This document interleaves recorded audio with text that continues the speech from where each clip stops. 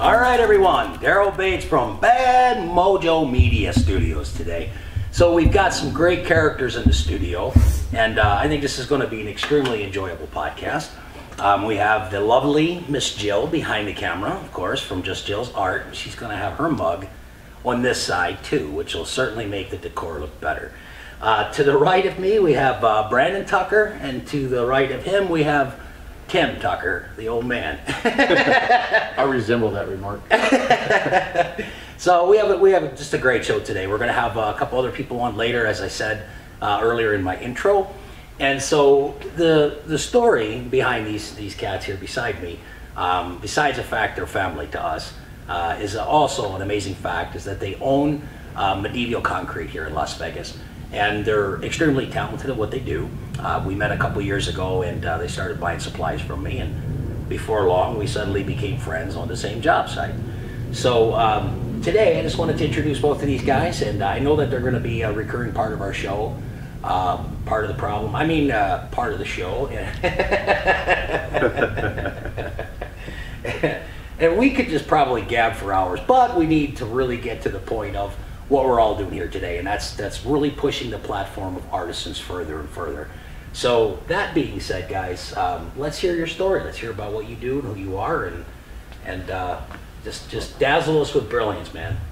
Well, it all started way back when my mom and dad were horny, and 9 months later, I was here. So, and it's been that way ever since. It's been that way ever since. So. But I was the youngest person to ever have a bungee jump, because when I was born, I was still attached to the umbilical cord when the doctor dropped me. So. Now I understand. That clarifies a whole lot of shit in my mind. I might have hit my head on it. But hey, you think? I bounced right back up. Yeah, right. Literally. So you guys are into a lot of amazing stuff here in Las Vegas. I know that you commercially do a lot of parking lots and clean and whatnot, pressure washing. Yeah. But let's hear about the other side of the coin when you got Metallic Concrete really into more advanced flooring and some of the cool things that you guys do. Well, yeah, thanks to you on that. We've been doing a lot of high-end designer floors, epoxy floors, and really good stuff. I'll share some of my stuff here soon. Cool. Show some pictures. But cool. I'll put some links on this on the video version as well as at the end, where they can find you on Facebook or YouTube or your webpage or whatever. That way anyone locally or even from abroad. He likes broads. I mean, I didn't say that. We'll delete that out later. But I like broad. Yeah, right. The cool thing to me, though, that I've said this about a lot of other family members that I see in businesses, is that father and son. There's something special to me in that. I don't know why, but Brandon, when he first started working with us, was rather quiet. The biggest of the bunch. It just took a while that I understand who you are now and get to know you. Yeah. And you're not quiet at all. No. Just the opposite usually. No, we actually opened up a freaking worm there. Yeah, right? Now you won't shut up. So. Well, it's awesome because he's kind of like our comic relief and bodyguard at the same time. Yeah. That's true. You know, we can dress him up nice and a lot of people like us on the jobs because we usually insult each other. Oh yeah, back and forth. It's wonderful banter. It's comedy. So we don't go on to job sites just to make money. I mean, we're out there having fun, and our customers love us. We'll make them laugh throughout the whole process. Except for that great. One time in Lake Las Vegas where they thought we were really dumb because we're over here shocking each other. Yeah, we're a cattle prodder or what? Yeah, we had 240 outlets, and yeah, we're chasing each other around the job site, just shocking each other. It was trying to figure out why the 240 or the plugs weren't working. I touched myself, and it zapped me, and I was like, oh. They're like, whoa! It works. Wait, let me see that. Yeah. And we're just running back. We're running back and forth in this garage, and the family comes around the corner. We look like a bunch of Keystone Cops. It was, we should have a reality show. You know those funny cop spoof reality shows? You know they're not. These ritzy people are just staring at us like. These guys are idiots. Right. Who in the heck did we just hire? What did we just do here? So, and I see also too some of the other amazing things that you guys do. I know that you've introduced me to a lot of professionals in this community, and that's awesome. from metal builders and designers, and they make gates and security Yeah. stuff, to another guy that you were telling me about that makes beds and whatnot for the homeless, Yes. needy children. I mean, there's so many good causes in this city and others. Sleep in Heavenly Peace. They're a Sleep in Heavenly nonprofit Peace. organization. They're out of Pahrump. That is awesome. Yeah. That is awesome. I know that. No kid goes without a bed. So. No, and that's the way it should be, really. So how about him? Do you ever have one? He slept under a rock. I see. It wasn't a rock, it was a cellar. Oh, I see. Kept it nice and dark and cold. But not a wine cellar. Right. Not a wine cellar. I was a sulfur dweller. Well, he's a little bit of a whiner. But. Oh, yeah, well, that's a whole different thing. But it is cool to see you two work together and grow together. Yeah. As I've seen you get, a nice place here in Vegas, and more equipment, more tooling, and grinders and trailers, and it makes me very proud to see you guys do well. Yeah, we're growing. We're Las Vegas natives. I was born and raised here. He was born and raised here. We're just keeping it going, and trying to build up. It's going. So It's funny when you tell me stories about Vegas, and I'm relatively new here. I've only been here less than 4 years. And I remember when you were a kid, you were telling me when you were a kid, at least. I didn't know you when you were a kid. But it warped my whole perception of reality.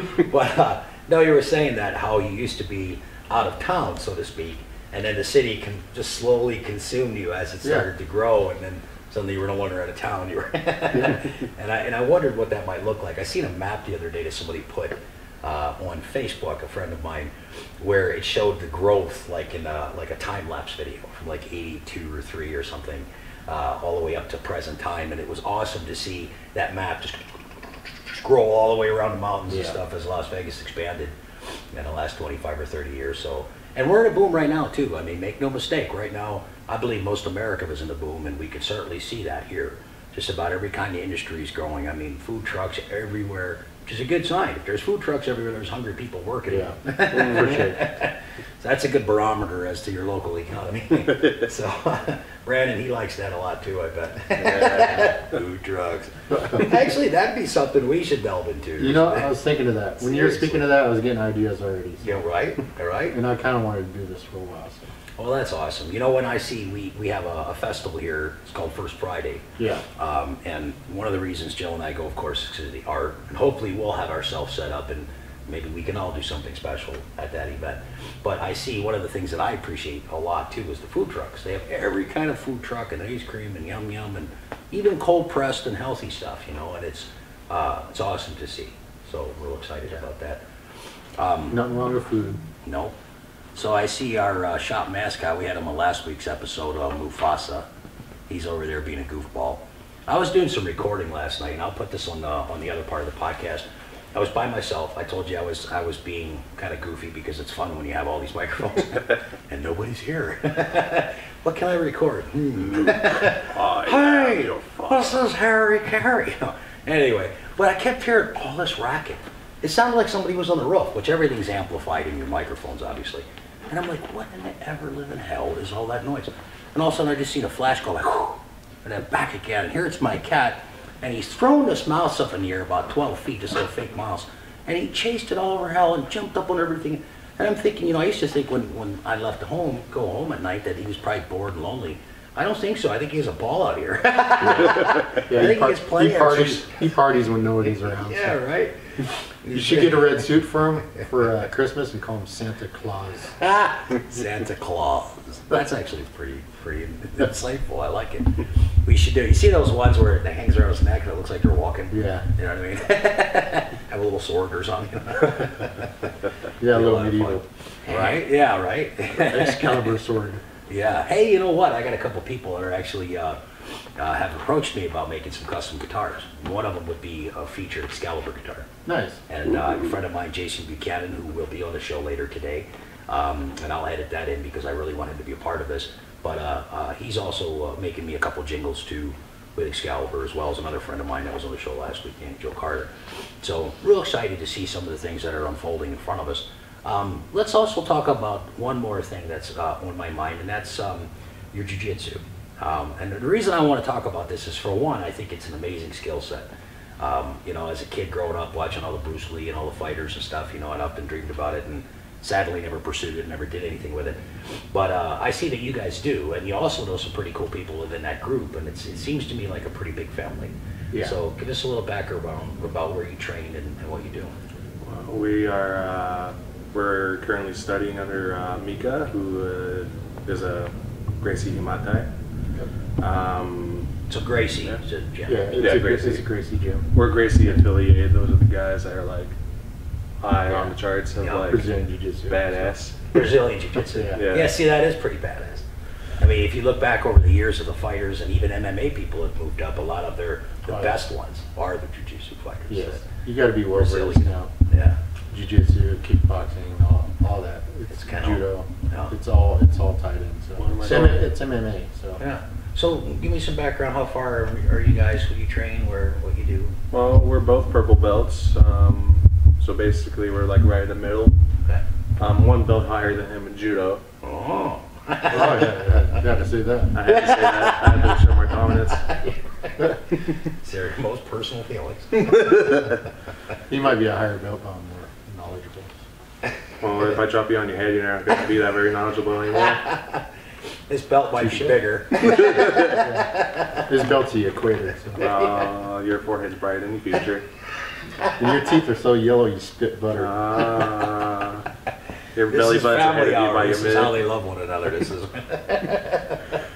But it's a really good way to humble yourself out, because I remember the first time I went into jiu-jitsu was when I was like getting bullied in school, and I only wanted to go in there just that way I could kick their ass. Right. Right. But then after learning and after hearing the philosophies behind everything, I'm just kind of like, eh. Yeah, bullying's no more.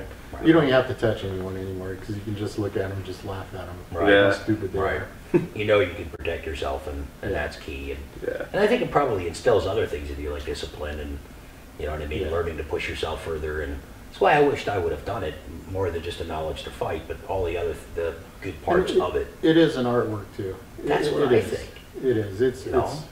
It's flowing. It's the moves are awesome. And you can, unlike certain martial arts, Mhm. like Taekwondo, you got like 90 moves you can learn or whatever. Jiu-Jitsu is infinite. There's always something. So There's it's- always something new. Right. It's- Right, so you just don't have a set amount of moves. Yeah. It's a flow. It's a It's a continuation. flow. You can be into your master belts and you'll still Right. learn something. You guys shared something the other day. I think it was one of you guys about Gracie. I was watching this young little guy. I don't know how old he could have been, but 9 or 10. Yes. Oh, that guy looked amazing. Yeah. I mean, they showed 2 or 3 of his fights, you know what I mean, or his practices or whatever. And it's like, whoa, so, the guy's got some stuff going Yeah. on there. Yeah. Yeah, he does. I know what you're talking about. I don't know his name. I just saw it on Future champion. Yeah. though. Future Champion for sure. Yeah. There's a really good interview with Chuck Norris. He's talking about his experience when he went to Brazil to film a movie. I forget which one. And he's talking about how he met the Gracies and his experience. Yeah, it's No doubt. Yeah, it's funny too. The ending's Wow. funny. Well, that goes back a long ways here. He met Helio Gracie, which was one of the founders of Brazilian Jiu-Jitsu, and Because put him in a. He was talking. You put him in a rear naked choke, if I remember right, and next thing you know, he woke up. The Gracies were waking him up. And he said he rolled with him as soon as he shook his hand. He did just remember waking up. No doubt, no doubt. Yeah, that's just, oops, my microphone. That is Yeah, pretty that was a good awesome. bass hit right there. Yeah, right.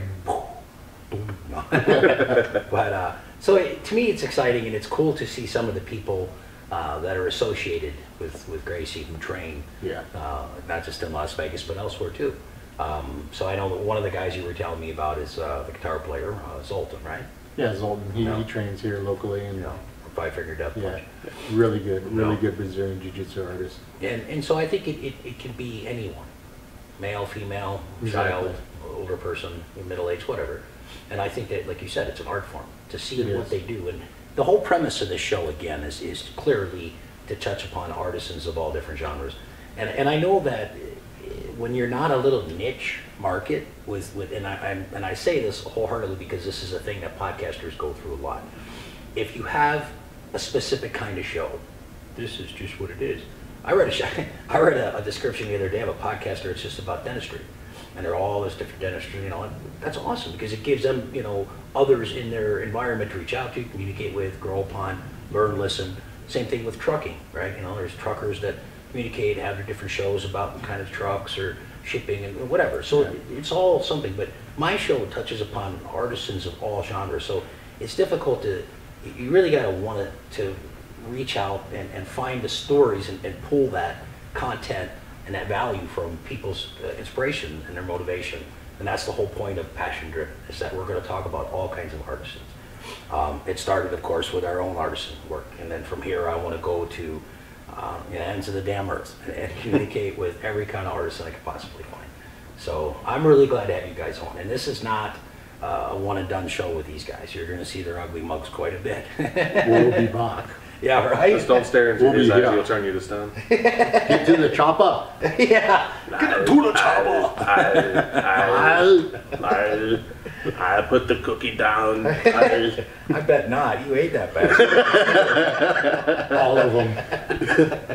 I ate all of I them. terminated the cookie. I'll laugh too hard, I'll fall off my chair. So listen, everyone, we're going to take a quick break, and we'll be right back with Bad Mojo Media. Thanks for watching.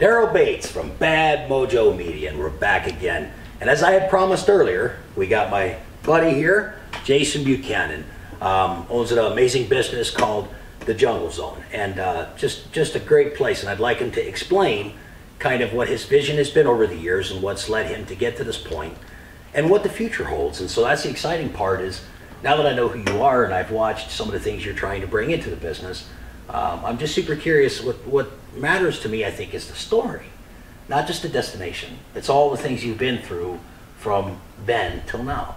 So go ahead, man. Give us some background story. Give us some history here. We started at the mall in '91, and basically got out of there when, looked like everybody went through the recession. It was fierce, but some really good years in the mall, and it started geez, they didn't even have a cart program. It was a flower cart that an elderly couple, a really nice elderly couple, had this flower cart in there. So no shit, you got your start. This is the way it went down. And what year was this? In '91. 91. So now, over the years, right? We've worked with a lot of people, you know, and you've got some, you know, some wonderful people, and then you not so. in any side of business, big time life, not just business, life. Yeah. Right? So at any rate, the original partner I had at the time, Dave, he and another guy actually had taken this trip to Africa. No, I'm going to try actually not to get too sideways on this one, but it's interesting to part know. of the story. Yeah, and I would want it, you know. Well, the Jungle Zone. The whole damn thing, actually, yeah. The reality was stranger than fiction. Seriously, it was. Sometimes there are stories of how we get there. Yeah, I was working at a local music store here in town before they had, you know, the corporate music stores in mom and pop. Yep. And it was the Mahoney's was the music store in town. I mean, they've been around for a long time, and it was a great place. I hardly ever got a paycheck, you know. Right, lived on a Subway, you know, every couple of days, and I just spent all my money on gear because you get it, you know, it's your discount. If I worked at a music store, that's what would happen to me. I'd be credit poor because I'd be. Yeah, well, you know, and as a kid too, that was a great opportunity. A kid, I was probably, yeah, I was just 16, Yeah, that's a 17, you know. It was a cool little gig. It's okay to do those things. And thought, well, you know, I'm gonna work my way into bigger and better things through music. So this One day I'll be this the was- fry chef. Right? I'll run the fry department one day. I mean, you know, moving No, up, it's you fine. know, right, you know, right. It was for that movie from Eddie Murphy. Feel that ketchup. Yeah, right. Feel that mustard. So, right, the relish is out. So, the point is this: is that we were playing. Gary and I, we had a band, and the music store. It was a great hookup. But Gary had a family, and they moved to Texas, and so you broke up the band. He didn't break up. It's just, you know what I mean. Just seemed like it at the time, I suppose. Right? Well, yeah. I mean, just, you know, that's the way it goes. So, and we're still buddies to this day. We're close. And it's cool. But the thing is, so now what, right? Well, I had a bike, an 86 Softail. Nice bike. It was a terrific bike, actually. I think I've seen pictures of it. Yeah, right. Sweet bike. So between that and the music gear, I could coast for a little while, Right. figure out what was going on. What was coming next? Right. Yeah, and sell off It a was little a bits. flower cart. Right, sell off a little bits at a time. And yeah, and I came into the mall and I saw That's crazy. David on down there on this this little cart, and I swear to God, he was wearing an African shamala. So, I mean, actually, you know, despite the way things had went down, I'm just going to try to hit the cliff notes on this one here. He was, you know, he was really bright, Right, innovative, you know, on Right. this one. But I just thought it was the strangest thing. The African shamala was, just, you know, how could I describe it? You know, The Office, Yeah. right? You know, Office Space, the movie. Oh, right? yeah. So the dark-haired guy, you know, yeah, I know what you're talking know about. the Yeah, actor's yeah. name. That's David's complexion, right? Right, You know, right. and it just looked odd. And he had the little, you know, the Coming to America, you know, the little hat, the Right, pillbox right. hat, right? Yep. And it was and I knew him from Interesting school. ensemble. I knew him from school. It's a Sure. small town of 2.5 million people. So, I had to go down there and see what the heck was going on. Right. He had like little earrings and all it's just African, and it was, what was it called? It was called, I think it was called African Safari. African Safari. You know, That's I interesting. believe that's what it was. Yeah. At any rate, seriously, and so the point is that regardless of that in itself, right? The story gets even crazier because when I go down and chat with him, I would later realize that he's a fucking opportunist. I don't really mind if, you know, I mean, it is what it is, Yep, you know. yep. Well, and he talked to this guy that he knew into spending this money to go to Africa to deliver. They had a television they were going to deliver to somebody that it was a friend of his he knew, and her family lived in Africa. And so she said, you can stay with my family out there. And they're like, yeah, this is a cool trip. Let's go to Africa, man. And you know, listen, right? So he and his friend, they went to Africa and spent a bunch. Dave's got that thing. You go to Africa. He could. Well, the point is, I mean, sell ice to Eskimos, you know. Right, right. So he talks. His buddy was an insurance agent too, into doing this, right? And I know, no doubt, they had a great time. I'm sure of it. When they came back, but during this trip, somehow the idea was, let's bring a bunch of this stuff back, Right, right. and sell it, you know, this kind of thing. In the mall at Christmas time, hey, man, I mean, Yeah, Right. that's not exactly the you know, the genius stroke on this one, but I mean, okay, so Start. but the product though, and the guy selling the product that probably mattered a lot. was right? really, I mean, yeah, and anyway, they lost their ass on that.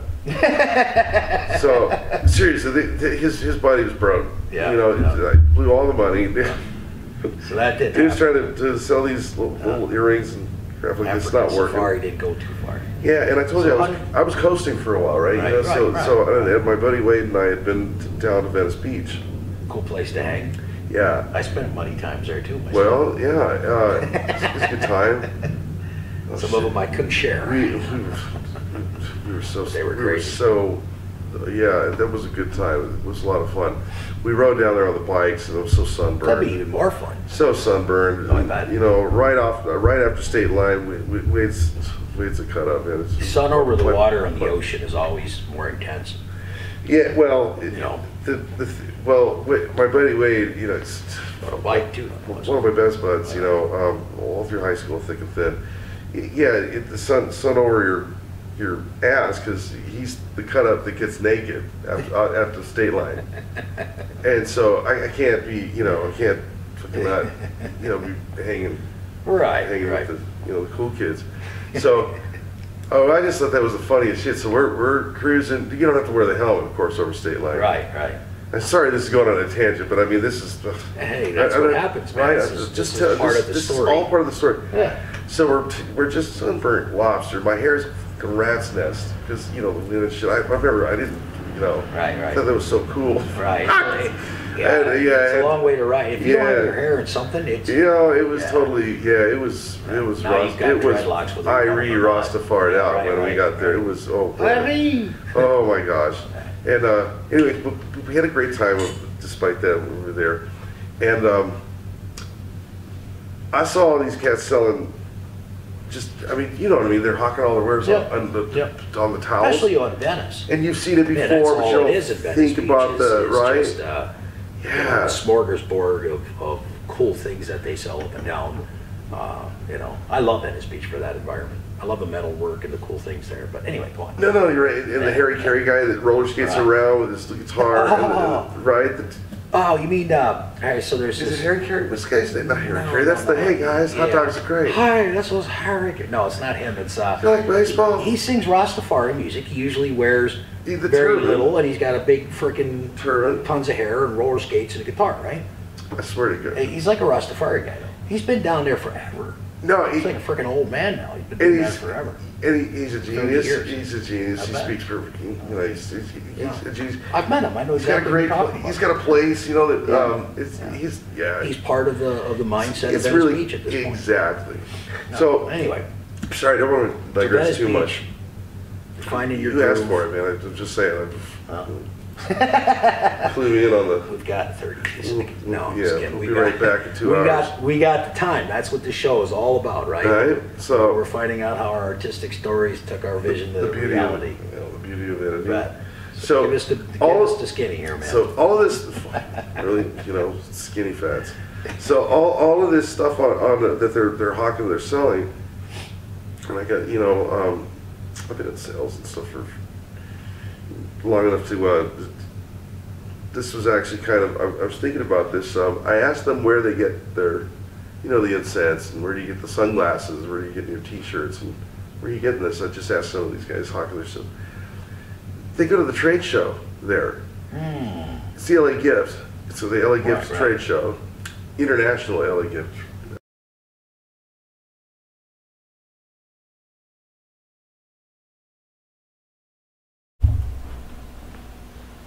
All right, everyone, and we're back again. So we took a little break. Jason will be back again. We're going to complete our story on part 2 and see where he intends to take the Jungle Zone 2. And I know that he's going to be doing a lot of imports, where he's going to make some trips to Bali back and forth. I may even take a trip with him to Bali, who knows.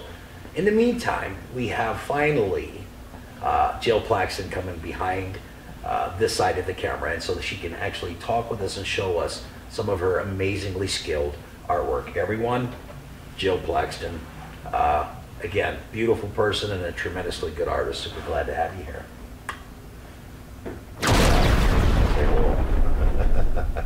Hello.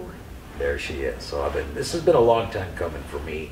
I wanted her on this side of the camera with me from the word go, but we don't have people floating around to film us half the time. but I think that'll change. So in the meantime, I'm glad you're here. And I just wanted to have a nice little conversation with some of the cool things that you're creating right now and where you intend to take all of this. So right now, I know we have some things we're going to look at too, but first I think I just want to hear a little bit about what you're bringing to all of us to see. My creations are under my store name, which is Just Jill's Art. And it's just that. It is all my creations. It's nothing specific, not one particular kind of art. And I know we talked about this before, but right now I am focusing on some new stuff, some new ideas and products that I'm using for art pouring, and with your help, learning with the resin and the epoxy, which really gives it a great pop. It does, doesn't it? I think it's beautiful over top of these acrylic pours. Oh, I love it. The metallic pours. Oh. So it's really a lot of experimenting right now. I've got quite a few great pieces. I have a Nice few little studio you got set up. kind of, yeah. Yeah. Not so good pieces, so. But it's those practice pieces that make you better. I've already watched you pour over a couple of them, Oh, yeah. and now they're probably our favorite ones. Yeah. Yeah. Yeah, I've got a nice little setup in the garage right now, and it looks like a little tiny studio. It does. You've got the lighting and backdrops and all your goodies. One of the things that interests me is that I like to see is that you're using different things that they're kind of my enemy in epoxy in a way, but yet learning to capture some of that and still use it in some capacity, like you use silicones. Yes. And a lot of that rejects with epoxy, but it's understanding how to put it together and use it still. In my medium, what I'm trying to achieve, honestly, is how to use some of that rejection to create the cool art pieces. That's exciting to me. And what I like to see with you is all your metallics and different silicones and pores and different ways that you're pulling and moving those pieces to create end results that are unique. Thank you. Thank you very much. I look forward to going home and seeing what you've done. It's fun. It is. And the other thing I'm experimenting with, because epoxy rejects silicone, or vice versa, they don't blend together, and they reject each other, is that because some of the pores have a lot of silicone in them. So I've come to realize that there's obviously some clear coats, a varnish as an example, that can be coated clear over top of the final piece before the epoxy is poured. See, this is new to me, and this catches my attention because I agree, most of the time my solution has been to pour more than once to overcome the rejection on the surface after we sand and clean, whether with alcohol or xylene or whatever. And then, I still have to pour more than once because it still will have pockets where it will reject and fisheye.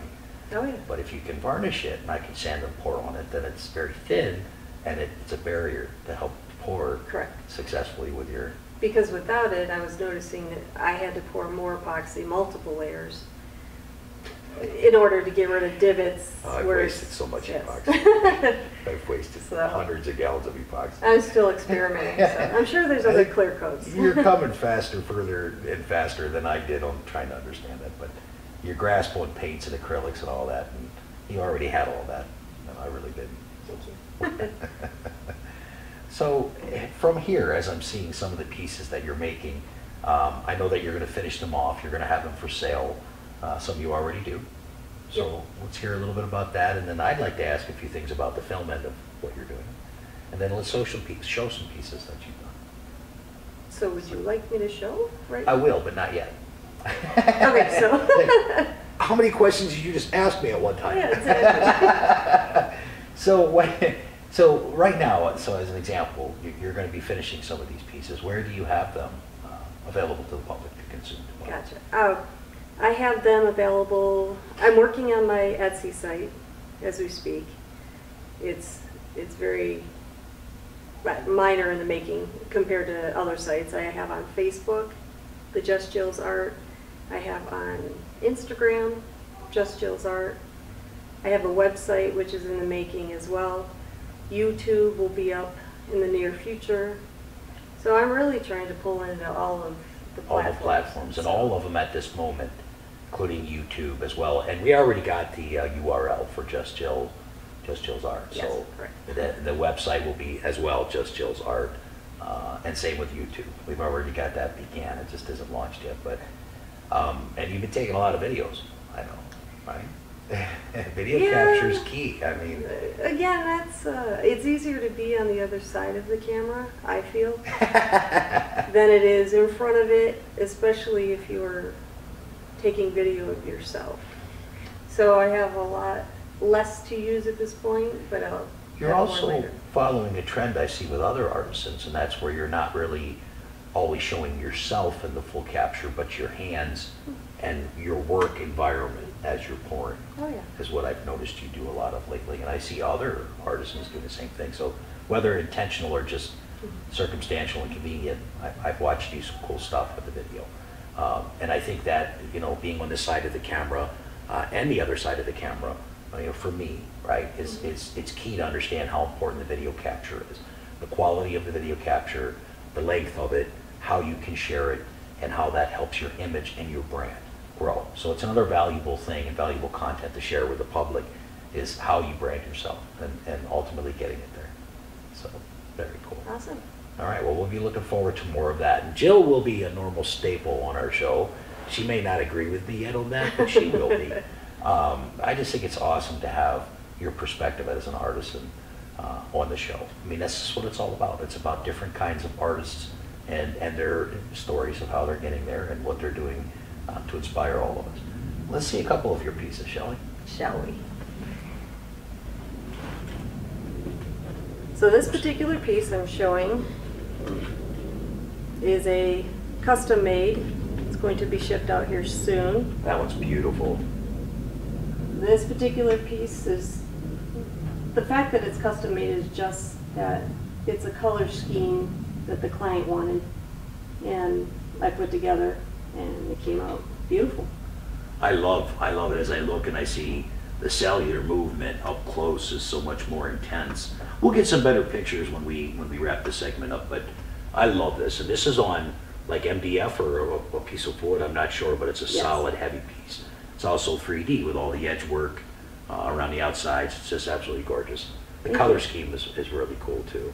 And the thing I've come to find out about woods that I'm working with, it's nice because they're sturdy, but then again, in some of them, they tend to bow once they get wet. But the thing that I've So- noticed about the bowing, as you were just mentioning, is mostly when they're glued together pieces. Yes. On a solid piece as MDF or even a solid piece of wood, they can warp, but I don't really see it as much as the pieces that we buy that are like round pieces and tables and smaller plaques to bigger ones. If they have a glue point, it does tend to warp more when you start putting all the stuff Yeah. on it. So a lot of trial and error. Well, Which this is, one warped pretty bad initially, this one here that I'm about ready to pick up. Yep. This is one of my personal favorites. And this is, again, you poured all acrylic, right, to begin with. And Yes. I know you have metallics and other things in here. I see glitter through here in certain areas. And this was a pour, right? Correct. And then from there you worked it and sanded it and clear coated it multiple times with glossy epoxy. It's absolutely stunning. I'm tasked to make some legs for these nice tables she's making. And that's good for me because it pushes my skill set and allows me to start doing some of the metal work that I'd like to do. And I don't envision these being wood. I envision it being classier with darker metals or something unique and sturdy. And that'll get me going. We'll finish these off nicely. That's going to be a beautiful table. Yeah. Yeah. I like I'm looking it. forward to it. I want it. Some of these, yeah, some of these, it's just hard to let them go. Hard to part with? Yeah. Yeah, I know. And I've then- got a few pieces still hanging around that Yeah. have more value to me as sentimental learning experiences over the years than it would if somebody offered me money for it. Exactly. So. Well, I've got one more piece up here. I'll just tilt up. Oh yeah. One of the things that I see Jill make so much of too is with the dog prints and the animal captures and animal creations, and this is so cool. This also is more than just what it seems because it has real, what is this? It's like a metal silver? It's silver leafing. So it's a silver leafing that you put in there, not just a metallic or a No. color. It's silver leaf flakes. So they're all silver leaf pressed chunks and flakes. and then buried. And this one did work. I mean, unfortunately, that one didn't I work. got it so to straighten out a it's little straightened a bit, lot. so. It'll be a perfect wall piece, but because of its warping, Yeah. you know. But this is part of the learning curve she was talking about in order to know how to finish these pieces so they don't warp.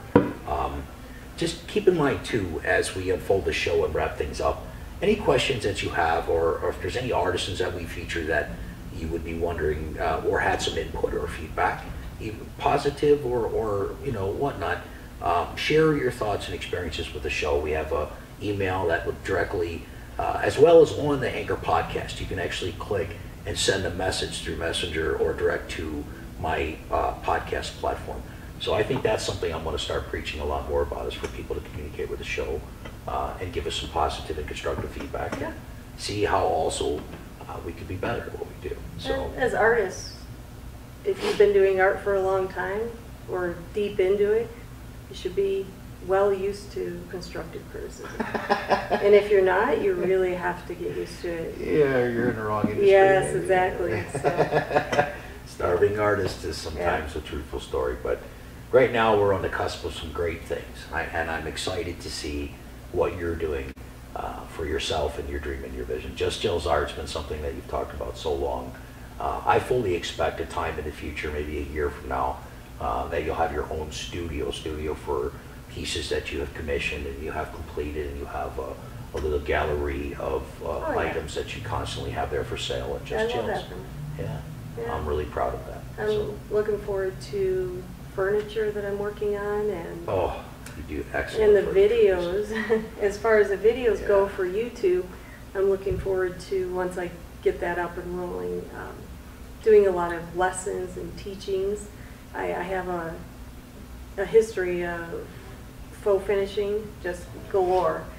And I learned on site, I learned from other people, and I expanded just by seeking out the knowledge myself. And People I just like think that. it's neat It's to powerful. teach people these little tricks. Little tips and Yeah. tricks and pro tips Yeah. that they'll carry with them. And this is something I share on my sister company's page, Excalibur Surfaces and Excalibur Artisans. And people admire and respect when you can share knowledge with them. If they're receptive, if they're the kind of people that wish to be motivated, inspired, when they see others share their value of the years they spent learning something, that's powerful. It shouldn't always have a dollar amount behind it. It's not wrong to monetize a business, but it's absolutely not wrong to share valuable content and help people along the way. Absolutely. And then you're very good at that. You're very warm about that. So Thank you. you're welcome. So until next time, thank you everyone for watching an amazing show. Thanks for being part of this. Thank you. And I know you'll be part of it again on many more episodes coming in the future. Be looking for next week. Now, next week, we have an amazing artisan on our show, and his name is Tiki J1, and he is, Oh, yeah. yeah, Tiki is amazing. He is a grand artist, if you will, in a different way with his graffiti, but he's taken it to a very advanced level, which a lot of graffiti artists are. It's not just him. I mean, there's a lot of them that are doing. He's becoming, in other words, it's becoming a popular medium. But he is the best that I've seen. He's native to Las Vegas here. He's an amazing artisan. And he teaches here in one of the colleges, which I'm really proud to hear. So he has a very stable future and a very growth-oriented future and a very busy, bustling, glammy city like Las Vegas is. So he's in a perfect place. So next Tuesday, be looking for that one, and we'll have some more guests on our show. And again, thank you everyone for watching. And I hope that you are inspired, and I hope that you feel the same passion inside to become passion-driven. Thank you, everyone. Awesome. All right. So until next week. Thank you, baby. Thank you very much. And we're winding down the show.